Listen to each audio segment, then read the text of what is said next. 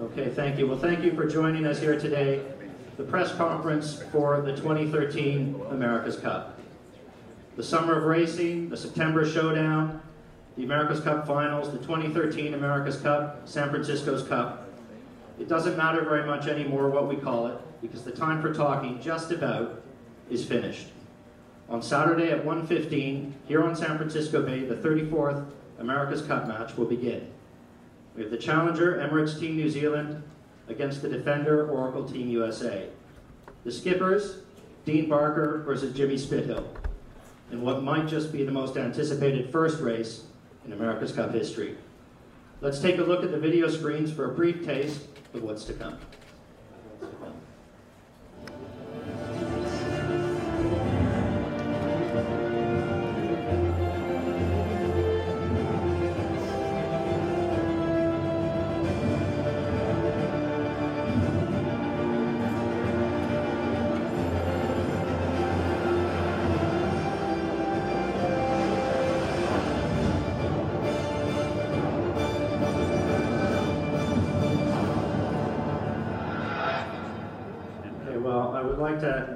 Ask our guests to come out and join us on the stage now. From Emirates Team New Zealand, wing trimmer Glenn Ashby and skipper Dean Barker.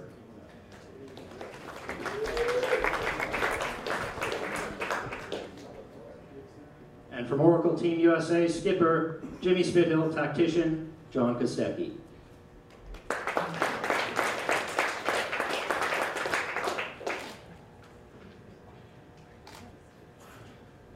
Okay, thank you, gentlemen. Dean, as the challenger, I'm going to start with you. 6 years ago in Valencia, you went up against Jimmy in the Louis Vuitton Cup final, and you nailed it. Can you do it again? Well, I guess we'll find out, in a week or so's time. It's, I think we're going to see a very, very close battle between two teams that seem very well prepared, and we don't know. I'm sure they don't either, and it's going to be a great contest. So we're very excited about getting out racing. We've done everything we possibly can. The team is in very, very good spirits, and excited now that we can finally get to go racing. Okay, thanks, Dean. Jimmy, apart from the two due to gift match races in 2010, you haven't had an awful lot of racing. You haven't had the benefit of the Louis Vuitton Cup. That's always the difficulty for the defender. Are you guys match fit? Are you ready? I think so. I mean, we've got a fantastic team. Not just the sailing team, we've got a lot of depth there, a lot of talent. Good mix, actually, between experience and youth, but certainly around the team as well. Our shore team, the support team, and we're all, there's no two ways about it. This hasn't been the ideal preparation, which is what's been transpiring, but we're here to race. Past couple of years we've proved we can be pretty successful on the water, and we're looking forward to getting out there this Saturday and getting racing. Thanks, Jimmy. JK, you probably know San Francisco Bay as well as any man alive.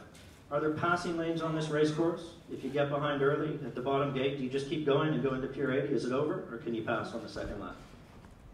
Yeah, you definitely can pass here.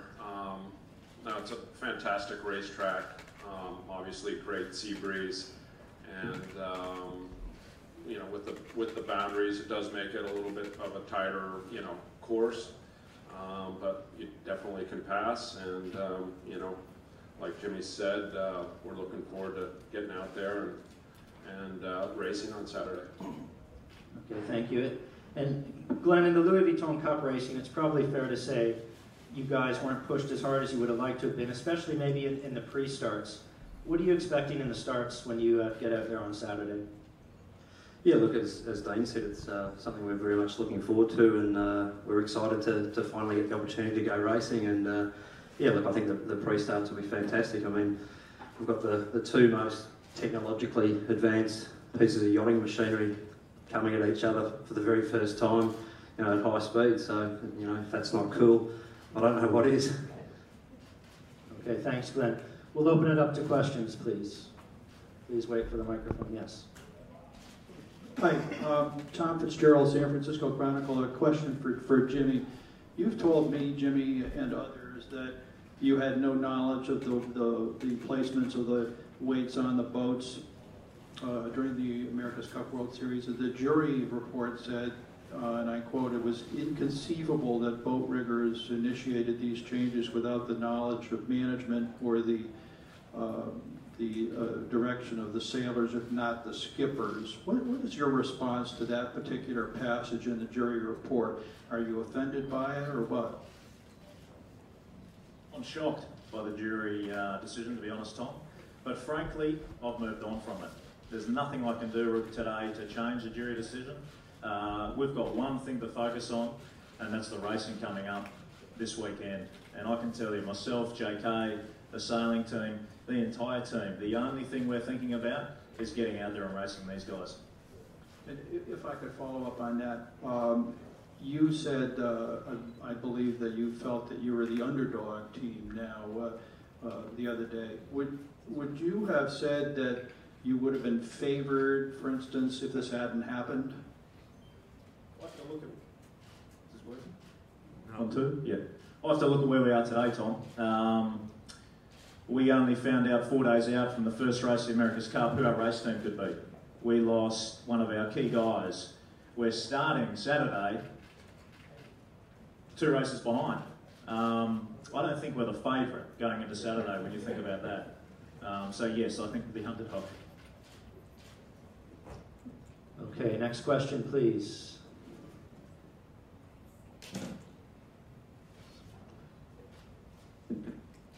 Thank you. I have 2 questions, one for Mr. Spittle. Obviously, we, as a Dutch film crew coming here, we were shocked as well about the news about our fellow Dutchman. I'd like to know how the team reacted to the suspension of his name. And one for Mr. Kostecki. Obviously, being related to him, you know him probably better than anyone else. How's he doing at the moment, and did you ever think this was possible knowing him? It was a shock.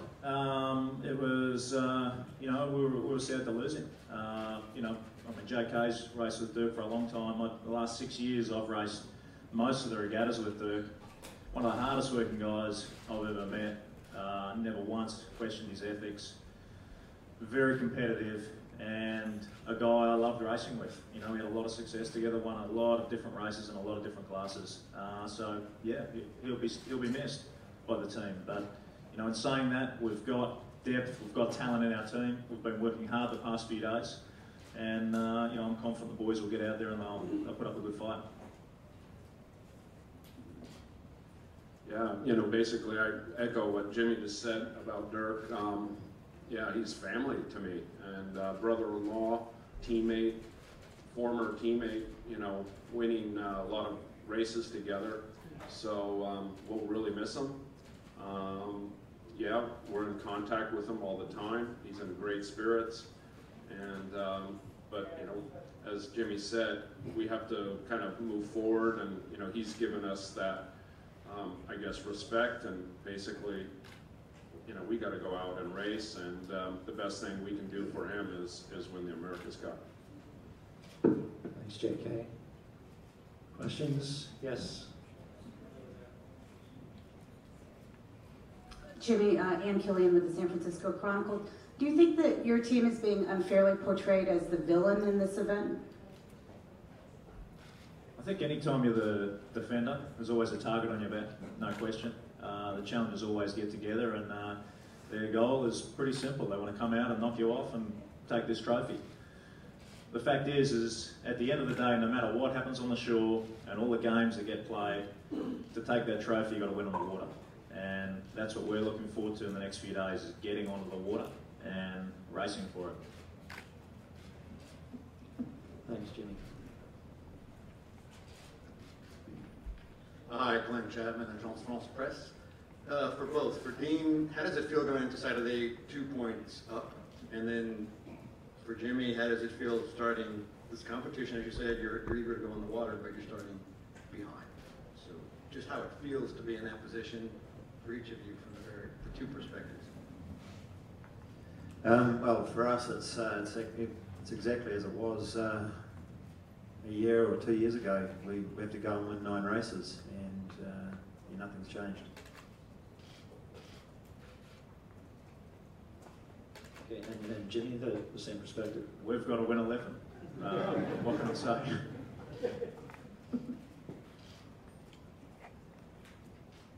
Ben Martin, San Francisco Examiner. Dean, if Jimmy's the underdog, do you feel like you're the favorites in this race despite being the challenger?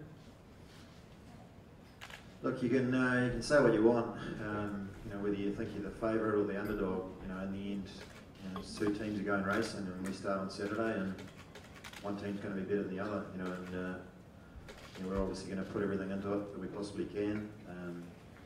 Incredibly happy with the preparation, but if we're not fast enough, we're not fast enough, and it's it's no more complicated than that. Peter Baker, Fox Sports News Australia. I believe there's been some development and you can really get soft sailing to a second wing. You guys, anyone to elaborate a little on that? Who is that directed to, Peter? Either skippers.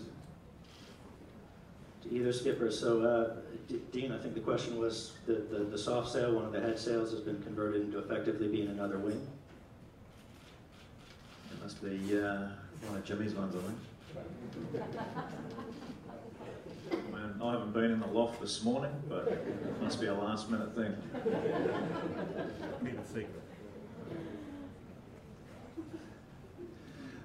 Kibble Livingston for either of the skippers, maybe for both. Looking at these boats as prototypes, where do you think you are on the development curve? We've run out of time. You're going to have to go race. If you had more time, how much more might you be able to get out of these boats? All right, Dean, do you want to take that one first? And then... Yeah, well, it's a development class. It's been a pretty limited amount of time on the water. For us today, I think it's 100 days sailing a 72, so a bit of a milestone for the team. Yeah, you could always do things a lot better. A lot of the decisions that you'd make now in hindsight would be probably quite different, and I'm sure it goes for all the participants that have been through this edition. It's generation 1 of a very complex boat. But in saying that, you have to work with what you've got, and I think we feel very happy on the way that we've improved our boat's performance all the way through from when we first started sailing in July last year until where we are, sitting here today. And it's they are very, very difficult boats to get right. Sometimes you feel you're taking a few steps back to make a decent step forward. And we're very pleased with the progress we've made. Is it enough? Well, we'll see. Jimmy, maybe just to expand on that, when we've been writing materials for this, we talked about the AC-72 could do speeds upwards of 30 knots. Then a few months later, we revised it to 35, and now we're seeing plus 45. What do you think, again, if you were continuing to develop these for another 6 months, what's the number you could get to? I think we're just scratching the surface. I think both teams every day go out and break their personal best. Another 6 months, it would not surprise me if we'd been to the 50s. Thank you. Question here? Shirley Robertson, CNN. And Jimmy, you've spoken so much about inspiring youth with this America's Cup. What message do you have to your supporters who must have been so shocked by the jury decision? My message for our supporters, especially locally, is that where we've been successful, it's been in the US-based events. And I think the reason for that is because we've had the people behind us. It's hard to put a value on, let's call it hometown advantage, that let's say the Giants experience here or the Warriors or the 49ers, but it's a big deal. And the guys on board the boat can feel that. And if there's ever a time that we need the people of San Francisco and the people of the USA to get behind us, it's now.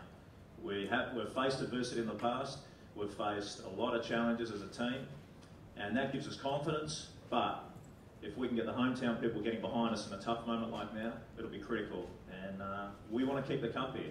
That's what's important to get into people's heads. We want to keep this thing here. These guys don't. So yeah, we're counting on the San Franciscans to come out and support us.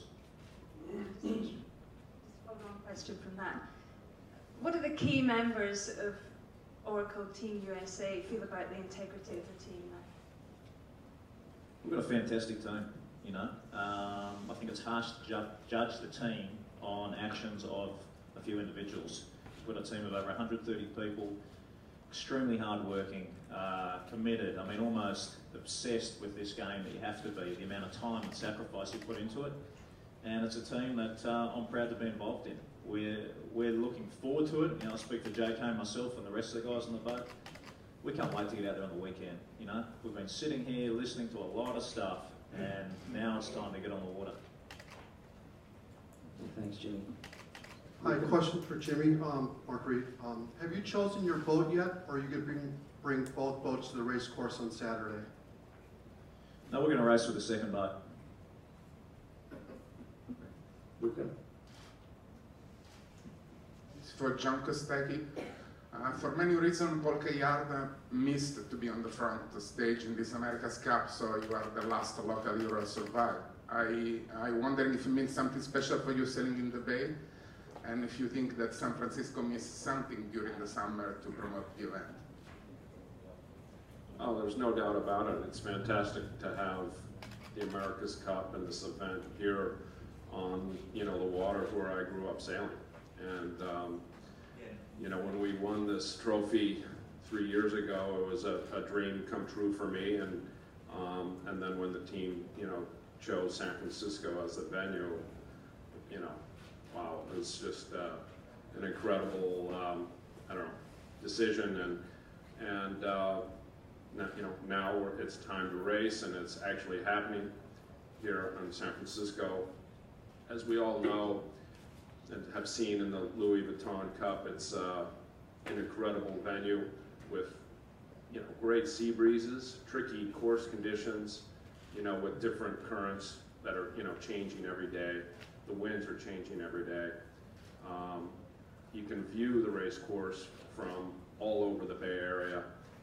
And so, personally, you know, I think it's one of the best venues in the world for this type of event. And, you know, as everybody said, we're all looking forward to getting out there and putting on a good show and hopefully winning the sailboat race, you know, coming next week.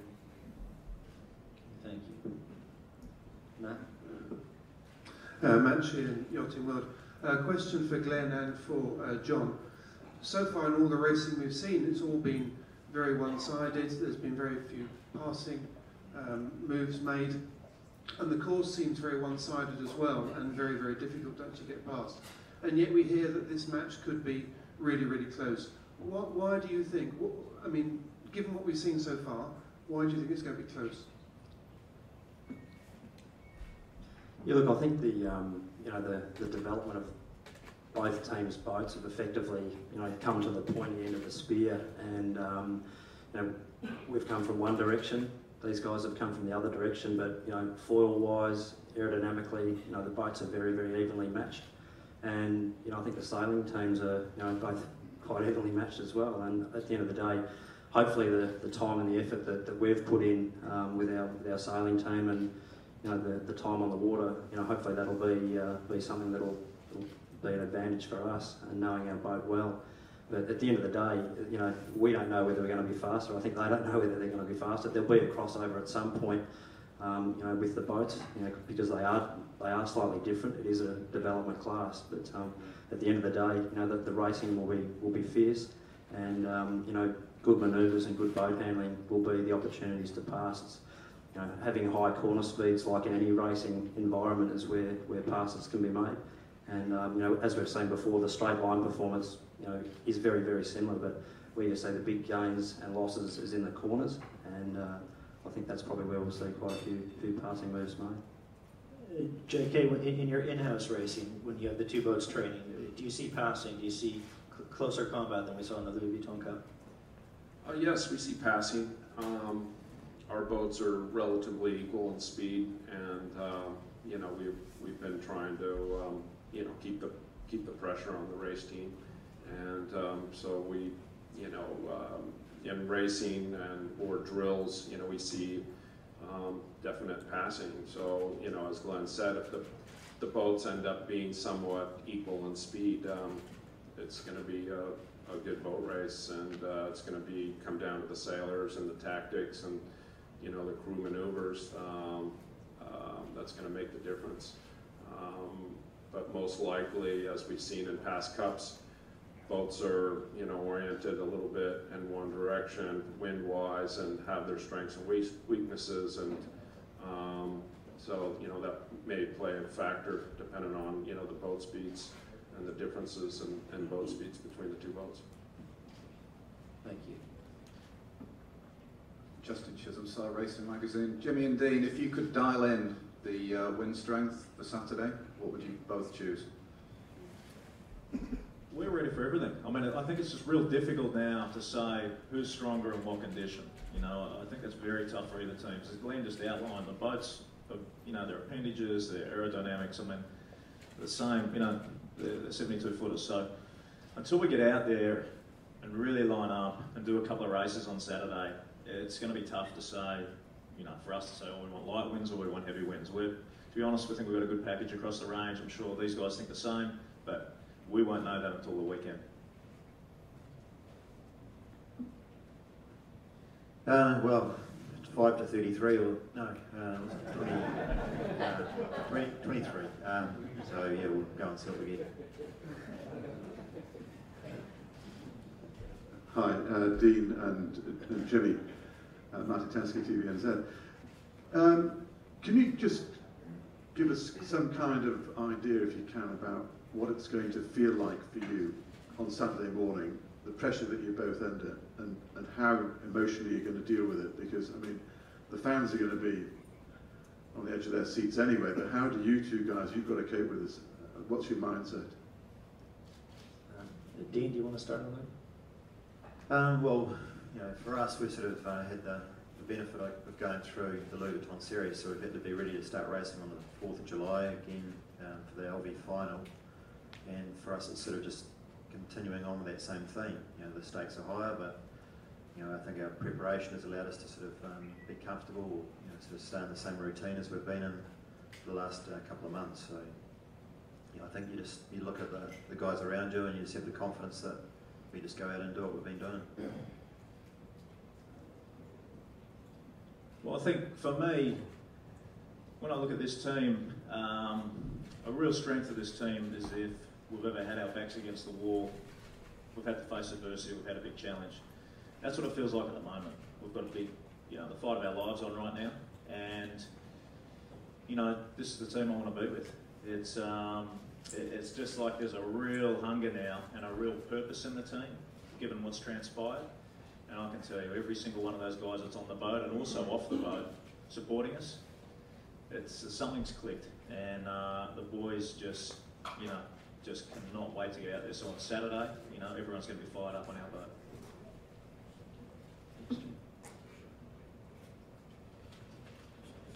Richard Simmons, CNN. There's one for Dean and one for Jimmy. Dean, just talk to me, if you can, about how much this matters back home in New Zealand, how proud you feel, but overall, how much does it matter for the country you're from?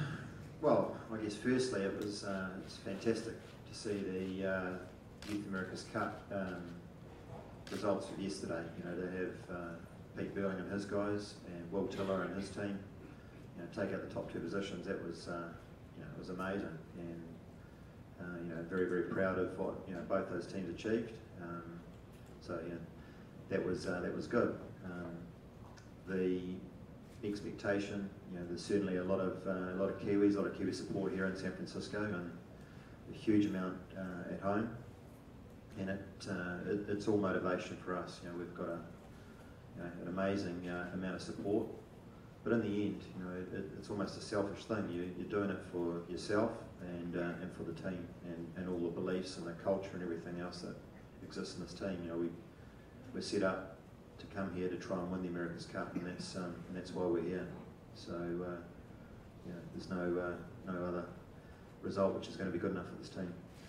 Dean, you're getting the less of the show. There are more questions going to Jimmy. Do you feel for the pressure that Jimmy is under? Well, you know, it's a circumstance that they've found themselves in, you know, through something that their team's done, and you know, it's the timing is what it is for those guys, and but you know, they're good enough and old enough to be able to deal with it, and you know, they'll be just fine when we come out and race on Saturday. Jimmy, you've been generous with your time and with your answers to CNN and many of us over the last few years. I can take it as that this must have been one of the toughest working week of your life. What off the water has been the toughest, and what on the water will be the toughest?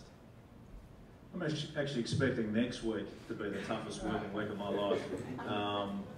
But that's what motivates me, that's what motivates the guys on board, the fact that it is tough and it is hard, and you know, to win this trophy right here, man, it is one of the hardest things you'll do in your life, but it is so rewarding. And when you coordinate such a big team together, and you know, when you can get it to work, it's hard to put words to it, but it's, listen, me personally and the team, we don't shy away from a challenge or a fight. We're ready to get out there. Like I said, I just haven't seen the guys this hungry and this almost motivated, given what's transpired, and they just cannot wait to get out there on Saturday. I know we kept coming back to that, but it's, yeah, they're fired up. I guess I may have phrased the question wrong. About this week, there's been some big decisions, and you've been on the front line. What's been the hardest part of this week? And you've made the point very clear that this team is fired up, this team is ready. But for you, what's been the toughest part of this week? It's hard to pinpoint anything. I just think the fact that, you know, really selecting your race crew 4 days out from the America's Cup is quite a strange one. Starting the America's Cup a couple of races down is, I mean, these are all firsts really. We're all shocked by it, but the real question is, what are we going to do about it? You know, are we going to sit around and use it as an excuse? No way. There's no way this team will use any of that stuff as an excuse. We can win the America's Cup. That's our plan. I think we've got the team to do it. I think we've got a fantastic boat. That's exactly what we're going to do come this Saturday. We're going to get out there and we'll give it everything we can. This team doesn't give up, and it'll fight the whole way.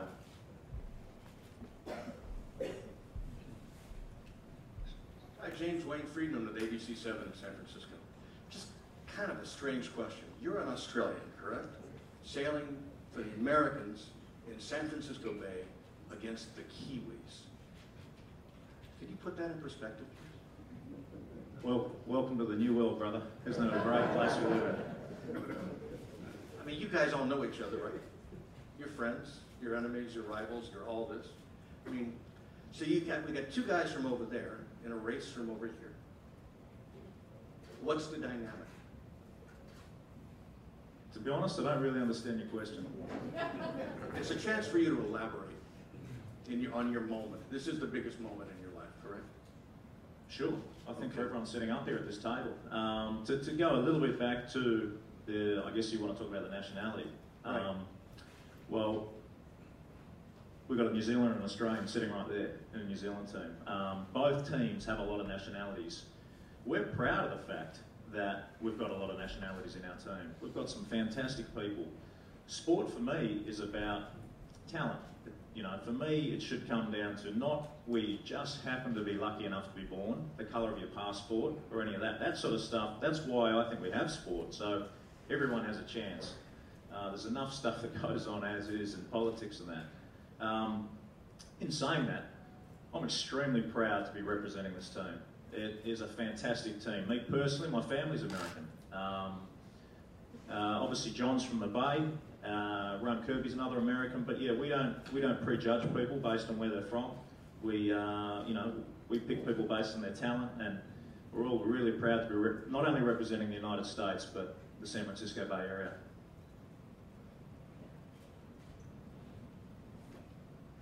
Barbara Jean Walsh from Professional Boat Builder magazine.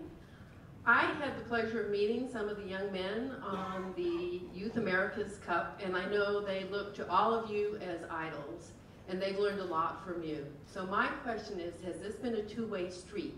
What lessons have you learned from these young sailors? Did you pick up any tips? Have you received some kind of inspiration? I wonder if you could talk about that a little bit. What's your take on the youth sailors? Glenn, I know you spent a bit of time working with a couple of the youth teams. Maybe you could talk about that.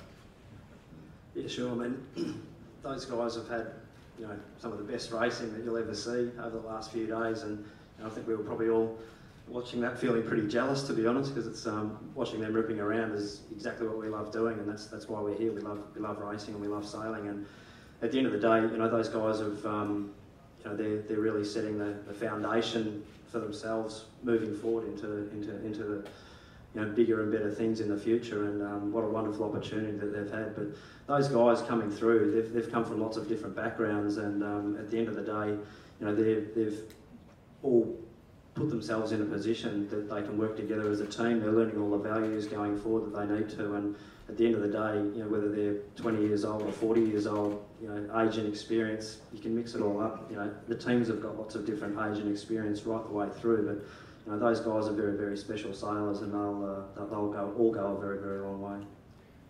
Jimmy, you were one of the driving forces behind the creation of this event, the Red Bull Youth America's Cup. What were your thoughts over this past week, seeing this come to fruition and seeing it conclude yesterday? It was fantastic. I mean, as Glenn said, we were jealous. I mean, the racing was fantastic, really good, tight.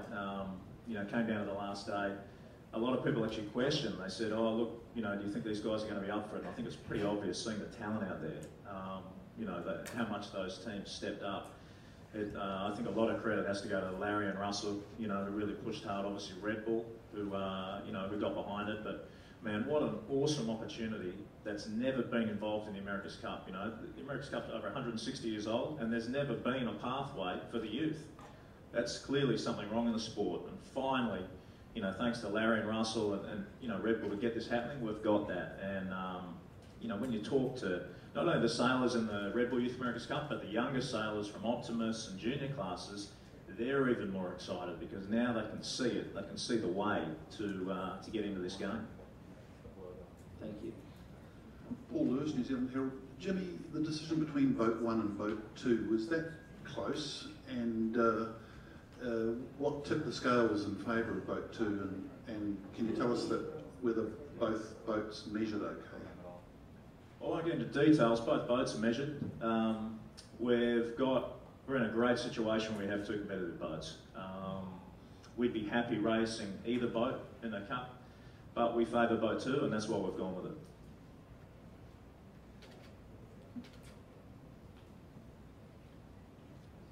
Question for Dean and James.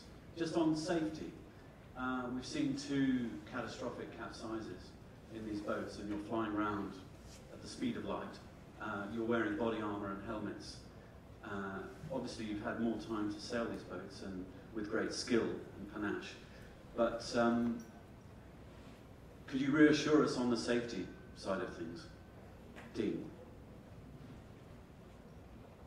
Yeah, well, Ian and Ian Murray and the review committee and things, they came up with a bunch of recommendations quite a while ago, and a lot of those have certainly made the boats safer, made the racing probably a little bit more controlled than what it may have been. You know, the harder you push, the more chance that something can go wrong. And you know, the boats are they're reliable to a point. You know, you so obviously need everything to be working perfectly, and so there's a huge emphasis on that working well. But the confidence in the boat and the equipment, you know, we've got huge confidence in our boat to do exactly what we wanted to be able to do in the conditions we know we've got to race in. And so yeah, we're very comfortable with the safety. James?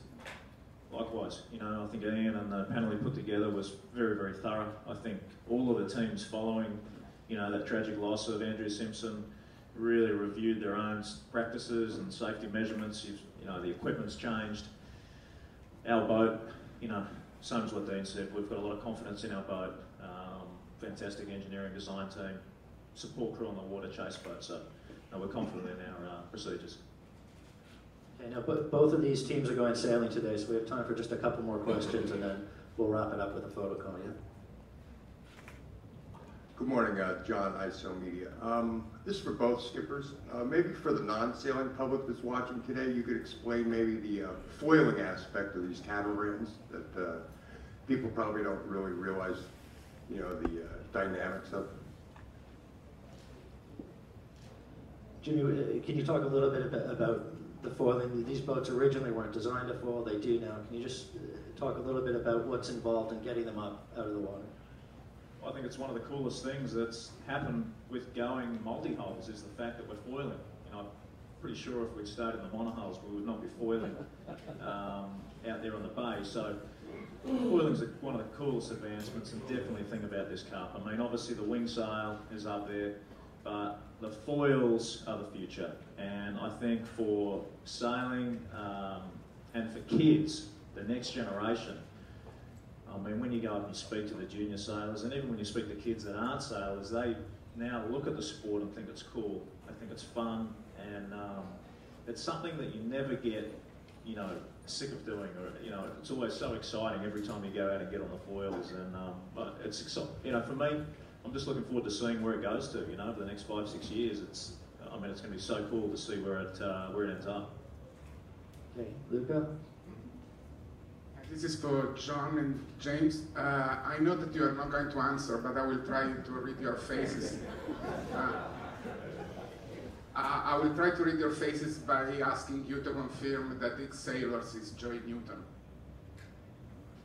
X Sailors, I'm sure that you know what I'm talking about. The guy who's mentioned in the jury decision, the guy without name from the team. X Sailor is Joy Newton. I take it as he said you're not going to answer that question. So.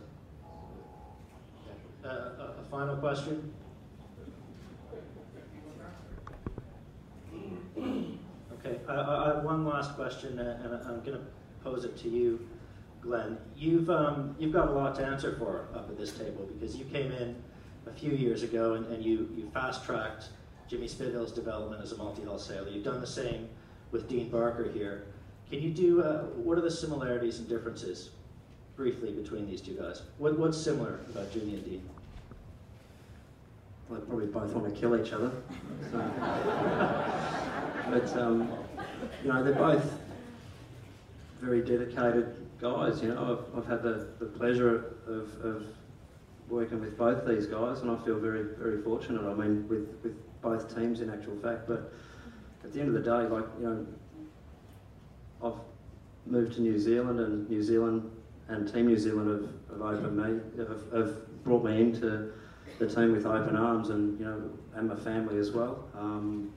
The guys in the team are like an extended family, and I think that's one of the most important parts about Team New Zealand. And at the end of the day, you know, as a group, that's it's been wonderful to work with those guys. And you know, I've had a very fortunate sailing career, and the fact that you know, we are sailing multi-hulls has sort of suited some of us multi-hull sailors, I guess. The fact that we're using wing sails and we're foiling around on bits of carbon fibre, cutting the water to pieces is just a bonus. But at the end of the day, you know, both these guys, all these guys sitting beside me, there's one thing absolutely certain, is that these three guys here definitely want to win this regatta as much as I do. Okay, thanks for that, Glenn. Before we wrap up, there's a couple of points of order. One of the things we need to do is choose the entry sides for the racing on Saturday. And as the challenger, Dean, you can choose either port or starboard entry for the first race of the day, and then you'll alternate sides in the first races of the day from then on. So for Saturday's first race, port or starboard entry? Port entry. Okay, and Jimmy, similarly for the second race of the day, port or starboard? Port entry. Port entry. So things have changed. We've gone from starboard to port entries. All right, we're going to move on to a photo call in just a moment. Racing starts at 1:15 on Saturday. There's 2 races scheduled on Saturday. The forecast, I asked JK before we got up here, it's tricky on Saturday. It's going to be maybe a little bit lighter than we've seen the last few days, and maybe in the sort of 14 to 16, 17 knot range. And there's a few funky things going on with the weather system, so hold on to your hats. It should be an interesting day. Racing starts at 1:15. I'd like to thank all 4 of the gentlemen here. I'm going to ask you to return to the green room. We'll get set up for the photo call and bring you back out in a minute. Thank you.